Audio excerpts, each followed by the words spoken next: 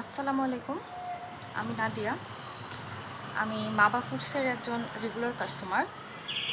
আমি ৩ বছর থেকে ওদের কাছ থেকে সরিষার তেল নিয়ে আসছি এবং ওদের সরিষার তেল আসলে আমার কাছে খুবই ভালো লেগেছে যে আমি এখান থেকে আর কখনো সুইচ করিনি। আমরা তো আসলে সকলেই জানি যে সয়াবিন তেলটা আসলে আমাদের শরীরের জন্য ভালো নয় তেমন একটা। সরিষার তেলটা তুলনামূলক সয়াবিন তেল থেকে ভালো, সেই জন্য আমি সয়াবিন তেলটা ইউজ করে থাকি। আর ওদের যেহেতু নিজস্ব কারখানায় নিজেদের তত্ত্বাবধানে তৈরি, তো ওদের কাছ থেকে আমার তেলটা নিয়ে ভালো লেগেছিল।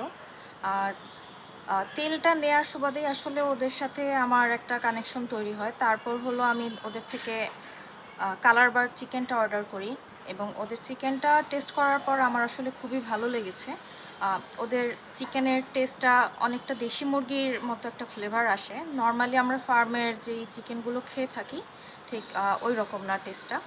আর ওদের একজন লয়াল কাস্টমার বা একদম রেগুলার যেহেতু নিচ্ছি, আর্লি স্টেজ থেকে আমি নিচ্ছি, তো সেই সুবাদে আমি ওদের ফার্মটাও ভিজিট করার আসলে সুযোগ পাই।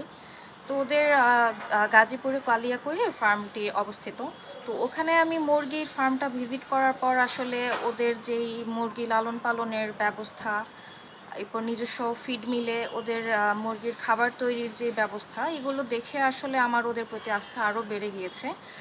যে আসলে ওরা আমাদেরকে ভালো, তুলনামূলক আমরা বাজারে যেই ধরনের মুরগিটা পাচ্ছি তার থেকে অনেক ভালো একটা প্রোডাক্ট আমরা পাচ্ছি আসলে ওদের থেকে।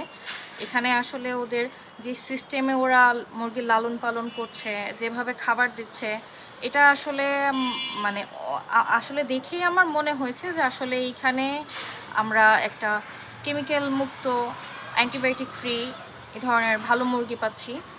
আর ওদের মুরগি যে আমি নিচ্ছি 2 বছরেরও বেশি সময় ধরে, এর মধ্যে আমার মুরগি নিয়ে কোনো খারাপ অভিজ্ঞতা হয়নি। মুরগির টেস্ট তো মাশাআল্লাহ খুবই ভালো। আর মুরগি থেকে কখনো কোনো ধরনের ব্যাড স্মেল কিংবা ফ্রেশ ছিল না, এই ধরনের কোনো সমস্যা আমি পাইনি। তবে কাস্টমার হিসেবে আমার যেটা মনে হয়েছে যে ওদের ডেলিভারি নিয়ে একটু হ্যাসেল হয় মাঝে মাঝে, যেহেতু ওদের ব্যাচ সিস্টেমে হয়। ওটা আমি ওখানে যাওয়ার পর আসলে বুঝলাম যে ওদের যেহেতু ব্যাচ সিস্টেমে আসে, তো ওরা চাইলেই আমার এখনই দরকার ইমার্জেন্সি, ওরা 2 দিনের মধ্যে হয়তো 1 দিন 2 দিনের নোটিসে দিয়ে দিতে পারে না। তো ব্যাচের জন্য আসলে একটু ওয়েট করা লাগে, ক্ষেত্র বিশেষে 3-4 দিন পর্যন্ত ওয়েট করা লাগে মুরগিটা পেতে।